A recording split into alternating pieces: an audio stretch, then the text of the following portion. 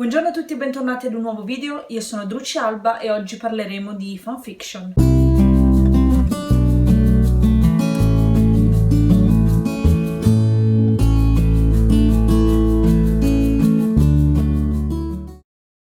Non tutti hanno un'idea e poi decidono di scriverla. Molte persone vogliono scrivere ma fanno fatica a trovare delle idee che siano abbastanza forti da poterci costruire sopra un'intera storia. Qui è dove le fanfiction entrano in gioco. Le fanfiction sono delle storie scritte dai fan e sono storie non originali perché riprendono alcuni elementi o tutti gli elementi di un certo media, per esempio un romanzo, un libro, un videogioco e così via. Nonostante possano essere complicate tanto quanto un'opera completamente originale, le fanfiction sono particolarmente adatte per gli scrittori alle prime armi. Ci sono 7 ragioni per le quali sono particolarmente adatte. Prima ragione: originano dall'amore. Una persona che decide di scrivere una fanfiction su un determinato fandom o un determinato media, ad esempio, non lo so, Harry Potter, Twilight o qualsiasi altro libro o serie TV, lo fa perché ama quel media di partenza. Non scriverei mai una fanfiction di Harry Potter se non amassi la saga di Harry Potter, giustamente. Nonostante mi piacerebbe pensare che tutti gli scrittori amano ciò che scrivono, è più facile creare una storia partendo da personaggi e ambientazioni che già conosci e già ami, mentre ci potrebbe volere un po' prima che la persona riesca a costruire dei personaggi e un mondo originali abbastanza, diciamo, complessi o comunque abbastanza formati da poterli amare allo stesso modo in cui ama qualcosa che invece già conosce come lettore o comunque come consumatore.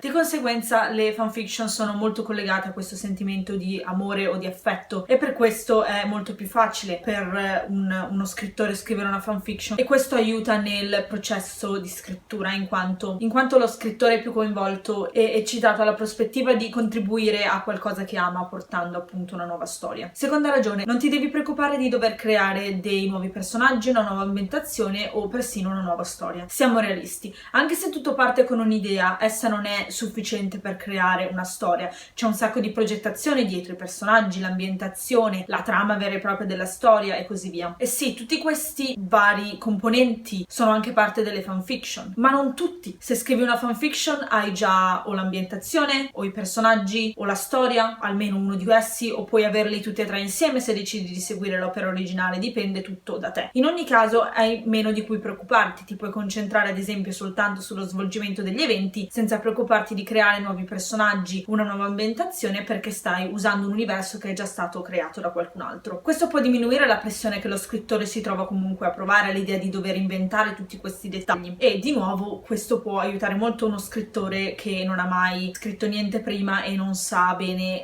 come procedere. Ragione numero 3: le fanfiction sono perfette per, diciamo, riempire nuovamente il proprio pozzo creativo, la propria creatività, e aiutano oltretutto a diminuire delle ansietà, delle preoccupazioni relative allo scrivere, appunto. Questo ovviamente perché appunto non ti devi preoccupare di molti elementi perché li hai già. Sono perfette soprattutto se sei ad esempio bloccato nel tuo progetto originale. Scrivere una fanfiction, anche qualcosa di breve, può ricordarti per quale motivo ti piace scrivere, e il fatto che appunto stai scrivendo di personaggi e di un mondo che ami può aiutarti appunto a sentirti più coinvolto, più calmo, ti tira, diciamo, su di morale. La familiarità delle fanfiction quindi può aiutare un po' con questa ansietà, queste preoccupazioni relative alla scrittura. Oltretutto le fanfiction sono gratis, di conseguenza anche se non piacciono, a chi interessa? Non è come se i tuoi lettori avessero pagato per leggerle. Ragione numero 4: le fanfiction ti permettono di trovare amici per la vita e avere una community. Se avete visto il mio video sull'importanza di condividere le proprie storie online, sapete che per me la community è un aspetto imprescindibile della scrittura. Scrivere è un lavoro solitario ed è importante avere il supporto e la vicinanza virtuale o di persona di scrittori che stanno vivendo la stessa esperienza o comunque di persone che hanno la stessa passione. Con le fanfiction trovare una community è ancora più facile, basta semplicemente frequentare i posti dove il vostro fandom si ritrova, siti di fanfiction, gruppi Facebook e così via. Oltretutto, anche se non trovate altre persone a cui piace scrivere scrivere, trovate altre persone a cui piace comunque il fandom in cui scrivete, il media che avete deciso di sfruttare, quindi seguono magari la serie TV su cui avete scritto la fanfiction o il libro e così via. Ragione numero 5. Le fanfiction ti permettono di migliorare come scrittore e di imparare ad accettare le critiche. La prima fanfiction di qualsiasi scrittore farà schifo. Io ricordo ancora la mia prima fanfiction, era tremenda, piena di errori di grammatica, piena di cliché, di personaggi piatti e chi più ne ha più ne metta. Ma il fatto che sia stata così piena di errori e così brutta e tremenda ha voluto dire che le persone si sono prese del tempo per leggerla e per recensirla e per farmi sapere appunto dove avevo sbagliato e come migliorare. Questo mi ha aiutato immensamente. Oltretutto mi ha insegnato ad accettare le critiche. Se siete stati anche solo su EFP o Wattpad, sapete che spesso le persone criticano anche in maniera abbastanza dura o comunque abbastanza non necessariamente cattiva, ma alle volte potrebbero magari formulare i loro pareri in maniera un pochino più carina, ma non sempre lo fanno. In ogni caso, riceverle mi ha personalmente aiutato ad estrapolare quelli che sono i consigli utili da magari le offese gratuite o i pareri personali del